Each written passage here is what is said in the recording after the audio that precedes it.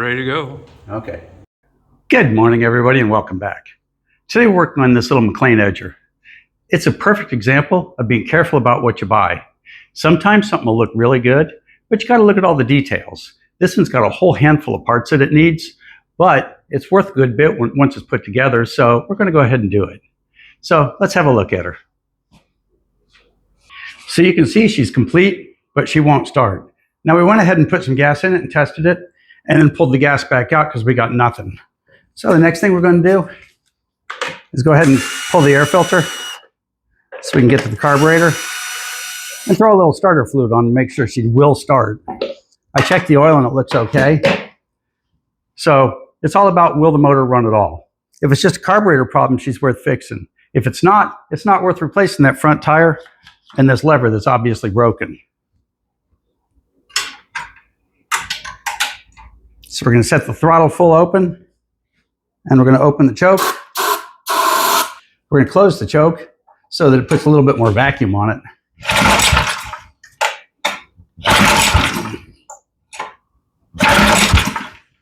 I heard something there.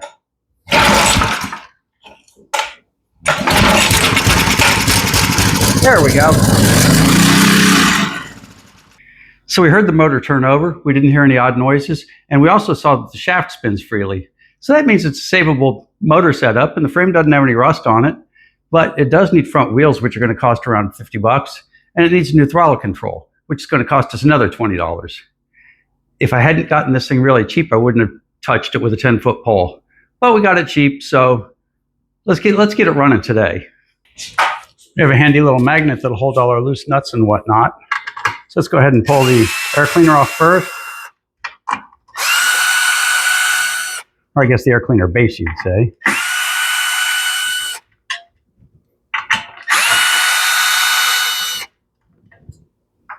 And just as a side note, choke is closed on it, and I close the choke on a Mclane every time because I don't want the bolts falling down into the carburetor where I can't reach them with the magnet. So now that we've got that off, the next thing we're going to do is check the carburetor itself. And this is on all of them. Now we're going to check the carburetor itself to make sure it's whole. See that little yellow tube sticking out at the bottom there, that little yellow spot? That's the pickup tube for the carburetor. And I'll see these broken off all the time. And when I see one broken off, I don't even bother with it. Aftermarket carburetors are cheap. So now, give me a sec to spin her around.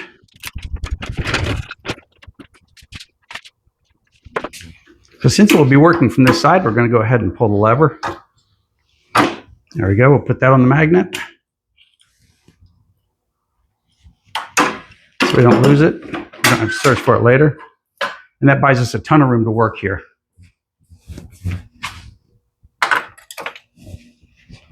Now we're going to grab our trusty 3/8 and we're going to loosen the top just a little first. And you'll find this has got a slot in it. So you don't have to take both bolts off, which is good because the one underneath is hard to get to.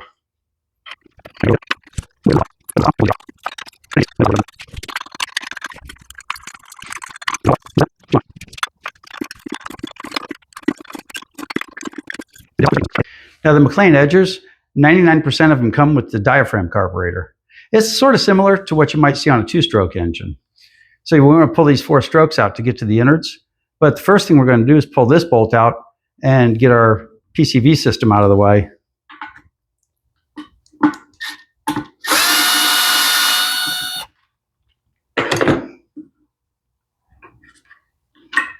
And like everything else, we're going to take this and put it on our magnet so we don't want to lose anything.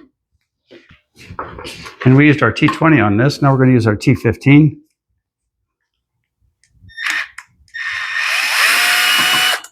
There's one.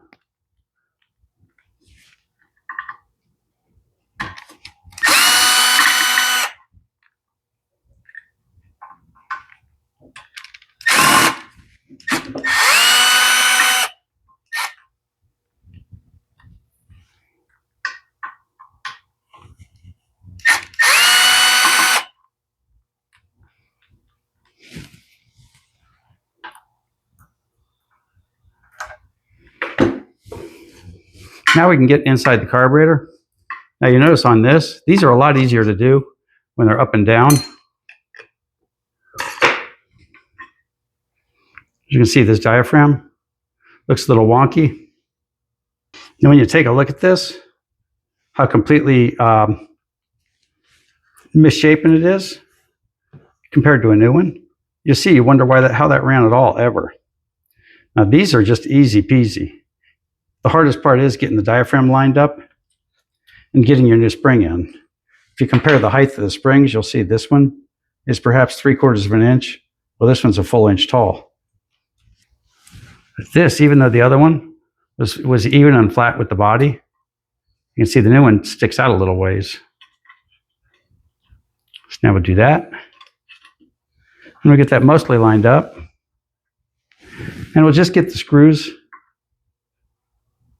Just get the screws started and in place.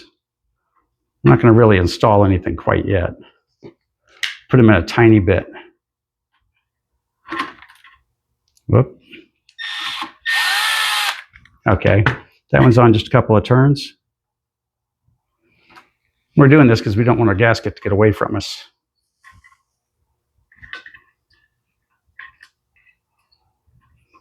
So if you try to put a screw in and it doesn't go in, you'll know your gasket slipped. And now she should hold still pretty well. And you can still see your edge of the gasket all the way around, so you should be good to go. And believe it or not, this is all there is to it. Taking the carburetor off is a lot more work than just simply replacing the metering diaphragm in it. Yeah, well, it's also the fuel diaphragm. This is a do-it-all diaphragm, I guess.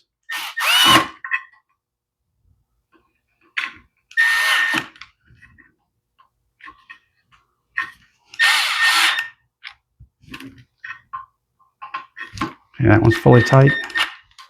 That one's fully tight. You want to use care because this is a T15. They're really little. And it's really easy to tear those screws up. Okay, let's put our valve back in. Put our screw back on. And we're getting pretty close. Let's put gas in. We're back to our T20.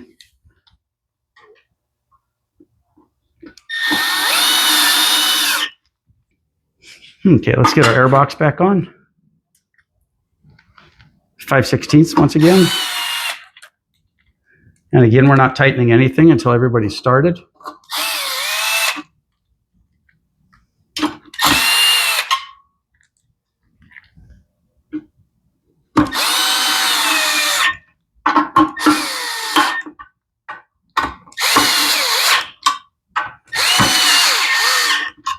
Okay, that's that.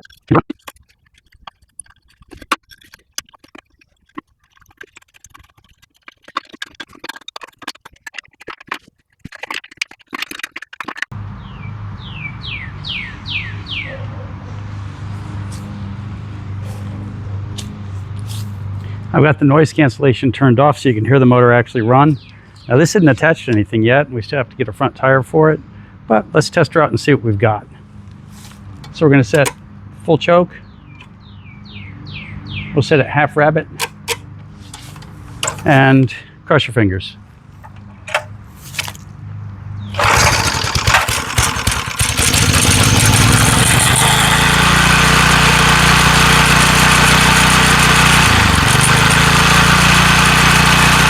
Pretty good. She sounds pretty good.